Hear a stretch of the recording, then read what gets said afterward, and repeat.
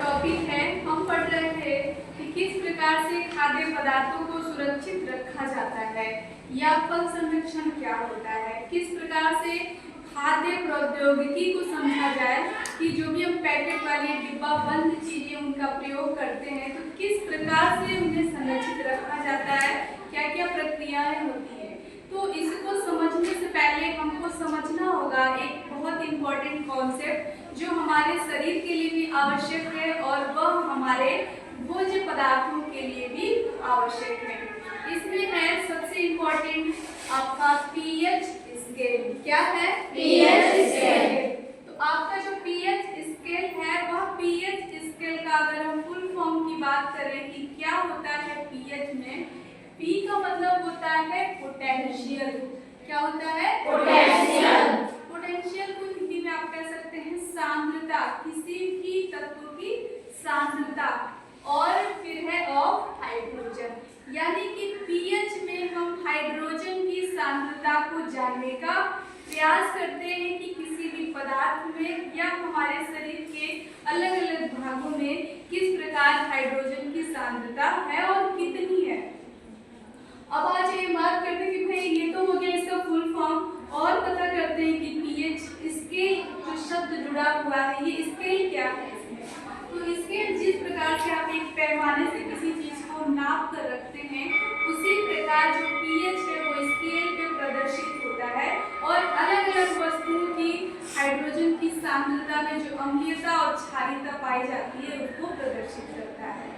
आपका जो पीएच है एक संख्यात्मक पैमाना होता है जिसका प्रयोग किसी भी विलयन यानी किसी भी प्रकार के घोल का लीजिए, पदार्थ का लीजिए, उसमें पाए जाने वाली अम्लीयता और क्षारीयता की सांद्रता को बताता है।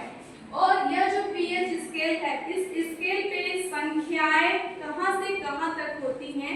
इस स्केल पे जो संख्याएं होती हैं वो होती हैं 0 से लेकर 14 तक। और यह 0 से जो 14 होता है यह भी दो भागों में बढ़ जाता है। एक बीच का भाग 7 से एक साइड में और 7 से दूसरे साइड में, यानी 7 से कम वाले पीएच और 7 से अधिक वाले पीएच।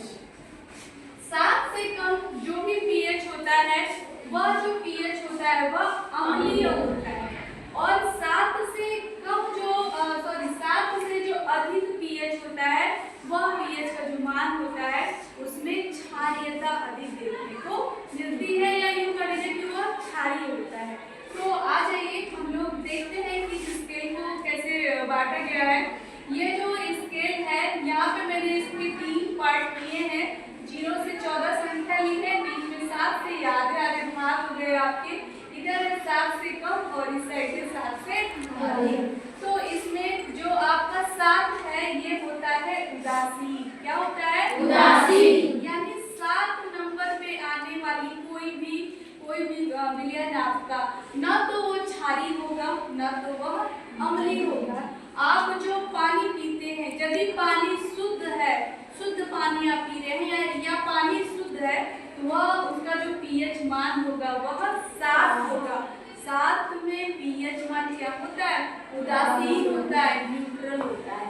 और 7 से कम हमने यहाँ पर पढ़ा कि अम्लीय होता है यानी एसिडिक होता है। और 7 से अधिक वाले जितने हैं आपके वो क्या हो जाएंगे? अल्कलाइन अर्थात क्षारीय होंगे।